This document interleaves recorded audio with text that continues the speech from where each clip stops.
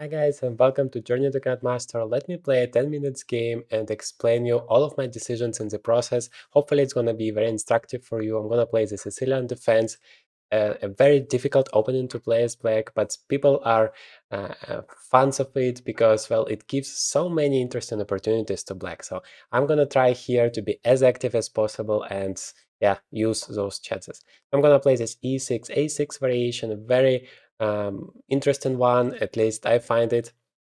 There are a bunch of options. Yeah, bishop d3 is the main line. And then there is this move bishop to c5, one of the possible ways to continue. Now knight goes to b3, that's the main line. And now there are two ways for this bishop to go back. I'm going to try bishop a7 this time. Very interesting opportunity. I mean, you can argue that there are some weaknesses on the king side, but hopefully it's not going to be that dangerous. So yeah, of course, there are a bunch of plans for white here. The main one is to play queen e2 and bishop e3 and try to exchange this bishop, because otherwise it's pretty annoying here along this diagonal. So I'm gonna try to develop my pieces, knight e7, knight e6, castles. And then at some point, of course, I want to try to play d5. Yeah, that is why white is playing c4. I mean, that is a very difficult opening to play. So knight c6, but well, if I manage to play d5 and my king would be still secure, then it would be pretty good for me. And for some reason, he doesn't want to to go for this plan bishop e3. Maybe his idea is to just stop d5 first and then see what happens. But maybe I can still play d5. As far as I remember, it should work somehow. There are, in the end of the day, some bishop h7 ideas, and he might, yeah, win it back. I should be careful. I have also knight e5, queen c7 plans, attacking the c7 pawn. So let's see what happens here. I have a very strong opponent, 2400 rated, and so it's gonna be an interesting battle. He goes bishop to e2. Yeah, so I guess mainly his point is to stop d5, and otherwise he says, well, you're very passive there, so I'm gonna slowly outplay you. Maybe he's right, who knows. I can play b5, I can play d5. I'm gonna play maybe queen to c7, continuing my development here, and maybe put some pressure on the pawn. Although now I'm not allowing bishop f4, which is good for me, but maybe bishop g5 is possible, and then this knight is a little bit not that stable.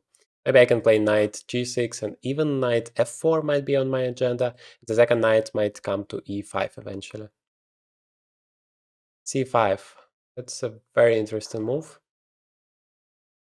And now seems like he's trying to block everything, but what if I just play b6? I guess that would just help me, because if we exchange that, I mean, I have a very good bishop, and the second bishop might come to b7 and would be also very active. He can play bishop e3, of course, and defend it. I take, knight takes, d6.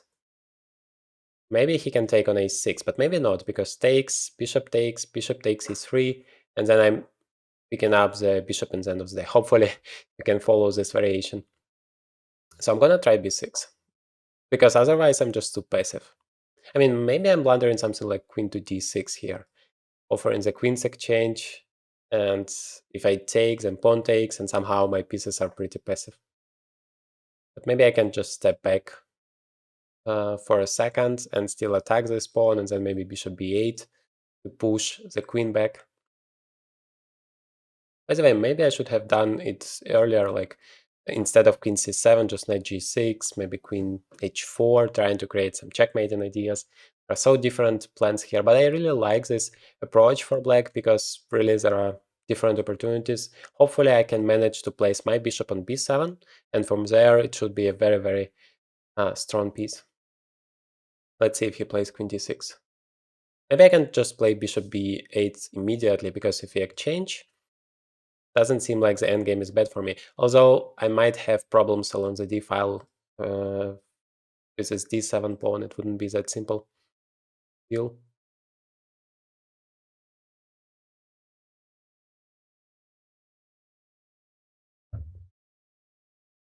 Yeah, he plays queen to d6.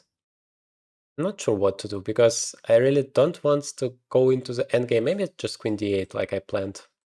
I mean, the bad thing is I'm kind of wasting a tempo this way, and that allows him to get the initiative. But maybe I could trick him somehow in the future.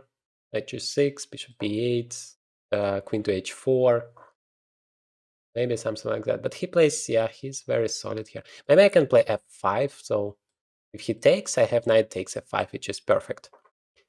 Otherwise, maybe I want to play f4, bishop takes f4, and bishop b8, winning some material there. Of course, f5 is very risky, because I'm weakening my king, but let's try it. I mean, that's the Sicilian defense, he should be active. Maybe he can just take it, and that would be not that great. I mean, I thought I'm fine because I can always take it back, but then this f5 pawn might backfire, because it doesn't go back. But I mean, I might be able to go forward.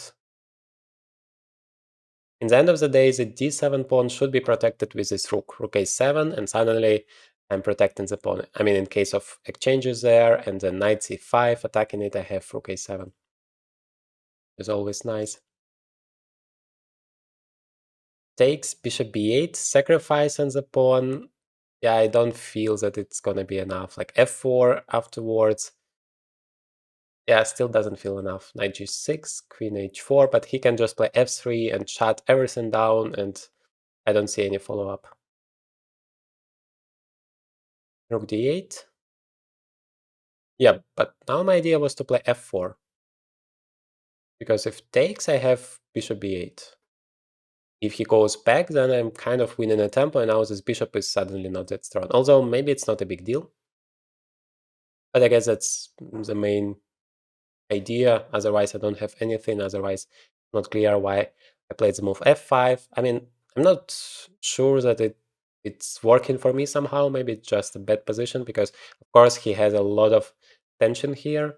He puts a lot of pressure, but maybe I can relocate the knight to e5 now. I mean, if he goes somewhere back. There are no direct threats for me, which is very good. Have some difficulties with the file, but queen c6 doesn't seem to work. I'm protecting my queen.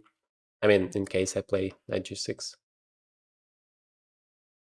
Ah, okay, he plays takes now. But what if I play bishop b8? How do you save the bishop? I don't really get the point, to be honest.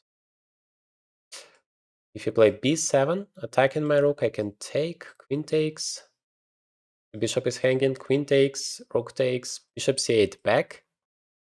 And finally, seems like I'm winning some materials there. I mean, I can take here, b takes, pawn takes f2 check. That also doesn't seem to be bad at all because I'm winning this very, very strong pawn, and then I'm taking this pawn back. So basically, I'm gonna be a pawn up.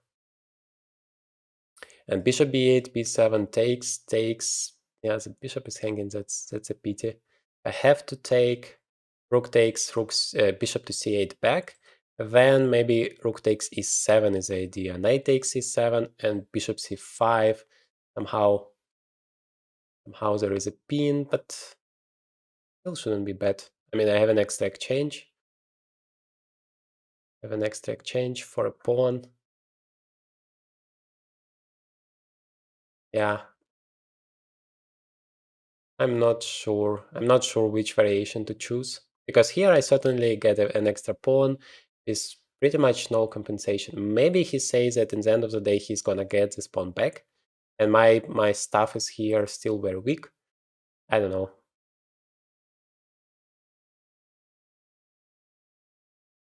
I don't know. Yeah, let me just go for bishop b8. That was my initial idea, and I believe in it. I'm gonna have an extra exchange if I calculate the variations correctly. So here I can't take the queen because b takes a, and I'm gonna be a rook down, so I have to take. Rook a7 also doesn't work. Here I also have a choice after queen takes d7. I can take here. No, I can't. Queen takes e6, check. So I have to take the queen. Here, once again, I have a choice. After rook takes d7, I can capture the bishop. And then the f2 pawn, but rook takes b7. Yeah, it doesn't feel like that. I guess bishop c8 is a move here. So knight takes, rook takes, knight takes, bishop c5, rook e8. I mean, yeah, that doesn't feel huge. You have one pawn, you have quite active pieces, but not sure that it's gonna be enough. Also, maybe I can just take the bishop here. That is something I haven't thought previously, because the rook suddenly has no moves and it's under attack. Yeah, I guess that's just winning. Taking the bishop, so the material would be equal. I'm attacking the pawn, and I'm also winning the rook. Yeah, that seems to be great.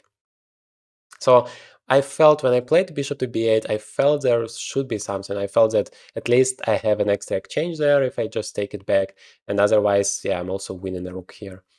So yeah, he resigned. That is a very good game. Hopefully you have enjoyed it, found it instructive. Hit the like button if you did.